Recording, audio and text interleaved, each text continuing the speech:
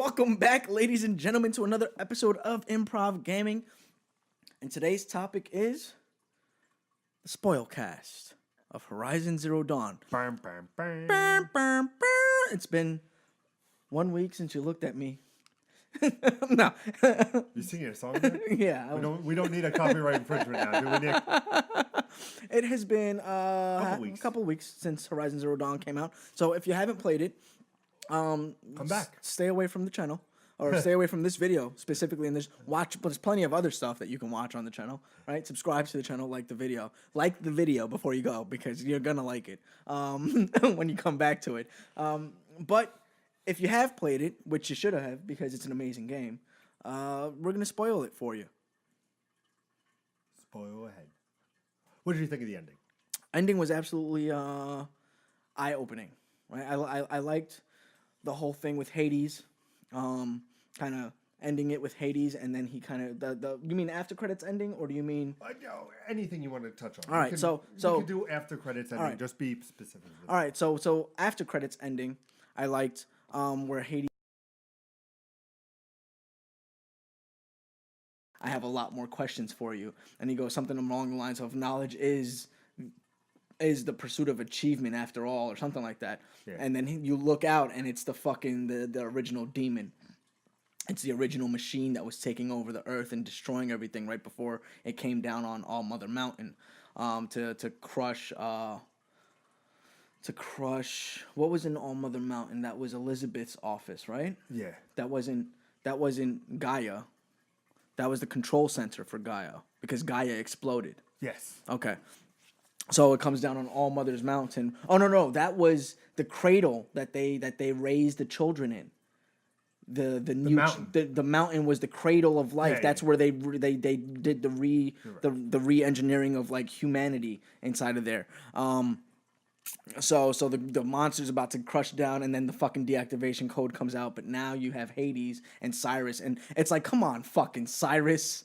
Didn't you learn anything, man? You're about to put this thing into something else? You son of a bitch. I feel very much like this is opening it up to a sequel, and it's going to be a situation a lot like, to call back to Tuesday's episode, Mass Effect, where you have the original Mass Effect, where I can't remember his name. Shepard? No, not Shepard. The other guy. The other. Garrus? The antagonist from the first one. You know who I'm talking about, right? He was part of Garrus's race. You know who I'm talking about, right? I can't remember his name either. I'll look it up. Keep talking, baby. But it makes me feel very much like, okay, now I'm gonna put Hades inside this machine, and I'm gonna be in control, because I'm gonna put safeguards in there to control him, so that then he only does what I say. And it's gonna be one of those situations where it's like, no, but the Reapers are really fucking controlling you, douchebag. They know everything that you're gonna do, and they're gonna come after you. You know what I'm saying? So it's gonna be a situation like that, which is very interesting to see that kind of dynamic go into it, because I like to see where Silence takes that kind of a character where he. Man, no, that's not who I No. I believe this is the man you're looking for. No, that's the first Reaper. That was the first Reaper to show up. Can't remember his name. If you remember his name, let us know in the comments below. I don't know why we can't remember his name. This is a very important name to know, Pete, that we don't know right now. I think it's something with the S, but it's not that. Saren. There we go. We found it. Saren. So it's going to be that's why, because Silence, Saren, Sovereign, like, come on. Too many S's. Too many S's. But I feel like that ending really opens it up to that environment where it's going to be,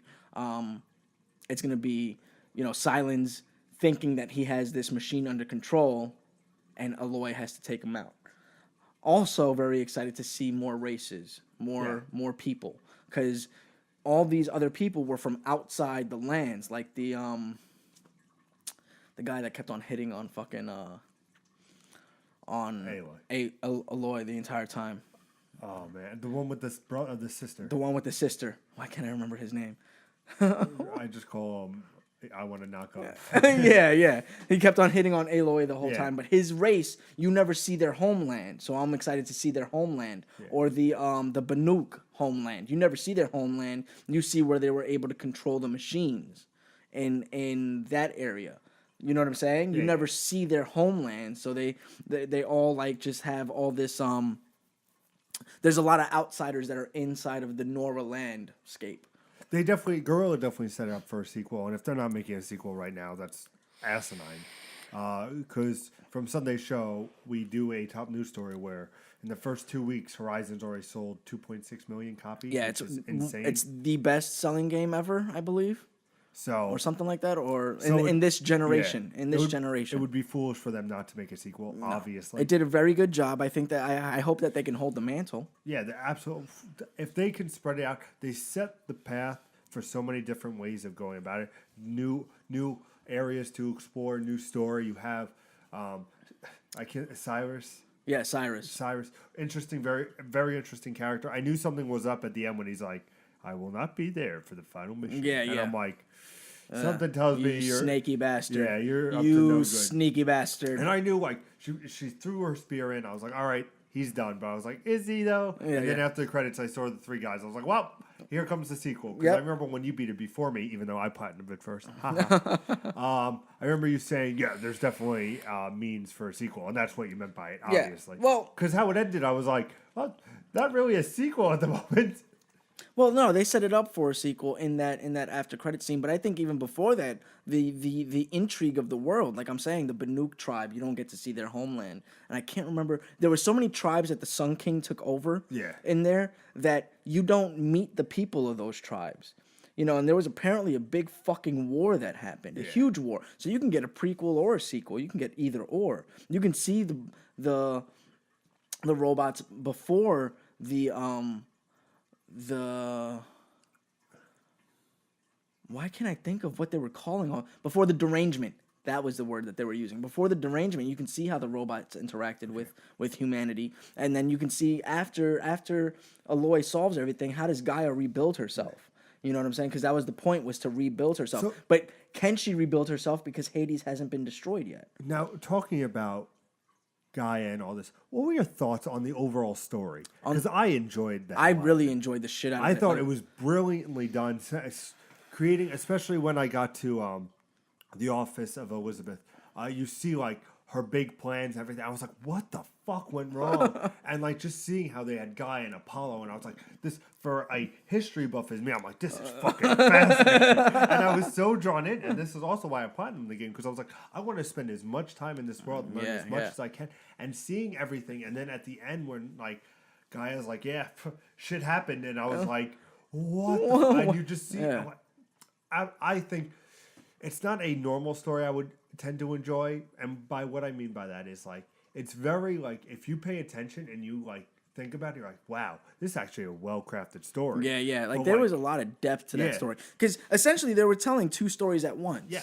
Right. So they were trying to tell two stories at once. There's the story of Aloy and her traveling all the way to find out what's going on and where To she find comes out from, about herself. who her mother is. Yeah. But then there's the story that involves Aloy in a very serious way, where the culmination of that entire story ends up with Aloy being created.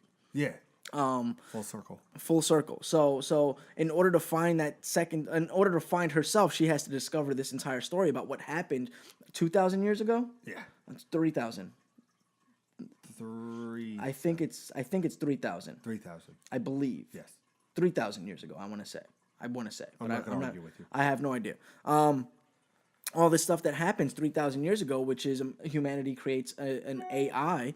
In the pursuit of warfare, humanity creates an AI that's able to self-replicate off of biofuel, or biomass, which Yeah. is basically it can eat people and make more of itself. Yeah. And it can also hack other versions of itself. So keeps on going at this perpetual wait. There's a glitch in the system, and they can't shut it off. And then all of a sudden, it starts to take over Earth. Now, Elizabeth decides there's no stopping this. Yeah.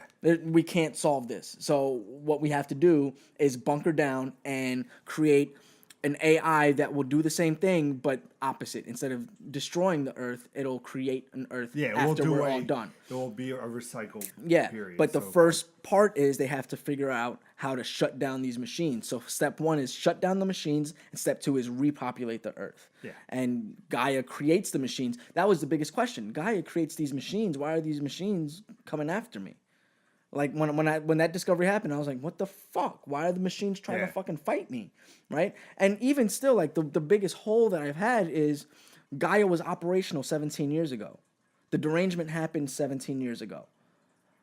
But they were always violent even before that. The machines would always fight you if you got onto their territory, regardless. But the derangement just made them more violent. That was the big story. They're more violent than they ever have been. Well, there was a side mission I played that I remember where the machines were very peaceful and living among the people. That was because Gaia's core, after it exploded out of the mountain, came down above their mountain. That was the thing that you went after. It was Gaia's core, and they were around Gaia's core being pacified. Yeah. But once Gaia's core shut down, they went full derangement. Yeah, obviously. But it was just an example. I want to talk to you about a couple more things, Okay. if I can. Yes. We talked about the story. But what were your thoughts on the entire story? I loved it. Like I said, it was just fascinating.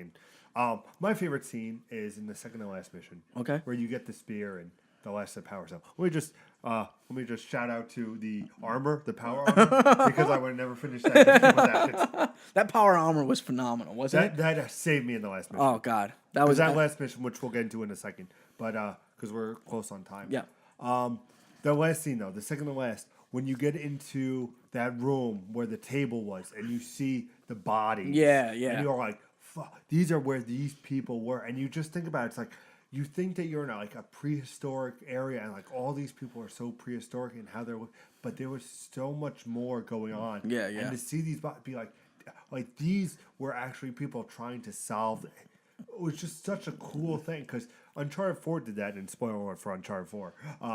When you go into the treasure room and you see all of Avery's men and all the people he worked with, just the skull and bones, and I'm just like, this is such a cool scene because you can imagine them having a feast there, and just to see their bones there, it's like these are where these important people. The same thing for Horizon. These important people for this particular story are just there lying. I didn't like the way that they died though. I was very angry about that. I was like, you son of a bitch, really? You got to make things worse. You asshole. Like, you already fucked everything up. Let's make it 10 times worse. So what's just last thing is the final mission. Just as a whole, did you think that it lived up to the whole game? Because it was disappointing for me. It was disappointing for you? I thought it lived up to the whole game. I enjoyed it. I didn't like the break between things. Like you do this, and then you're done, and now go to the second spot, and now, fire off these things, and then you're done. And then now you go to the third spot, and you fight this thing, and then you're done. I didn't like how it broke it up that way. Where it was like, and I gotta fucking travel all over the fucking, why are you making, like, I should have a final boss fight in the final boss fight. Like, I shouldn't be fucking going all over the place. I did not like the one-on-one with the gentleman's name. I can't remember, but with the general, you didn't like him. He was just. I was like, okay, this fight I could give or take. I feel like that should have been the last fight because it's a culmination of everything Aloy has been going through. Right? He should have been the last boss. And that machine should have been first. I think they should have swapped it, and he should have been the culmination of everything that Aloy has been. Because once Aloy defeats him, it's like, okay, I got vengeance for Roth. I've got this catharsis through that battle. Did you visit his grave? Yes. On the sidebar? Okay, yes. So did I. Yeah, I got this catharsis from that battle, and now time to defeat Hades. Not catharsis, shoot rockets, fight machine, defeat Hades. Like, it should have been, it should have been, I feel like it should have been, take down the machine. Take down all the machines, go up against the Deathbringer, the amped up Deathbringer, and then fight the general with Hades, who's defending Hades. I like that idea. See, I think that would have been better because it would, like, narrative wise, it would have given me that catharsis right at the end. Absolutely. Like I said, nothing against the general, but I was like, it was a fight, and then. For me, the little watchers and everything keep coming. I was like, all right. And then I have to say, the Deathbringer, though, was a cool fight. I did very much enjoy that last little sequence. I will admit that. Let me think. Anything else we want to talk about this game? Did you visit his grave before or after the final mission? After the final mission. I did it before. You did it before, and she started giving him breakdowns? Because for me, it was very weird. It was very choppy. Like, it was like she gave him this whole thing, but it was like she was talking to him as though she had already talked to him before at the grave. No, see, I didn't have that. Like I had that very much. I had it where she's like, look, this is what's going on. I'm about to go up against Hades. Yeah, I yeah. don't know what the fuck's going to happen, but, I could be joining you right next to, but like, and then she goes, but, things will happen. I didn't visit afterwards because I'm like, you know what? That was a beautiful way of just saying, that's how I'm going to say my goodbye. Yeah. Saying that I'm about to go and embark on this mission that I want you to be a part of. All right. Ladies, gentlemen, thank you for joining us. If you didn't know, this is the host with the most, Mr. I'm Wondering himself, with the Kango cap in tow. It's Mr. Peter Anderson. What's going on, guys? And I'm always joined with the best ponytail in the business. It's fabulous. It's Mr. Nicholas De Jesus. How's it going tonight, ladies and gentlemen? We're Improv Gaming. We come to you every Tuesday and Thursdays with little 10, 15-minute segments. This is probably going to be about 16 minutes. Sorry about that. We're very passionate about Horizon Zero Dawn. If you couldn't tell with all our videos. If you couldn't tell about... Unboxings, Yeah, everything. we've just been crazy about Horizon Zero Dawn. We're not fanboys. We are fanboys. I'm sorry. I do like my Xbox. He's right. He's right. We are fanboys. I just love the quote. He's like, the Sony is strong with you, Tim. He's right. Thank you for the great conversations online. But if you like what you see, you're new here, hit that subscribe button, hit that like button, share our beautiful faces with your beautiful friends. And stay tuned for Sunday, where we have our Sunday live show on Facebook, Twitch, and YouTube. As always, ladies and gentlemen, game on.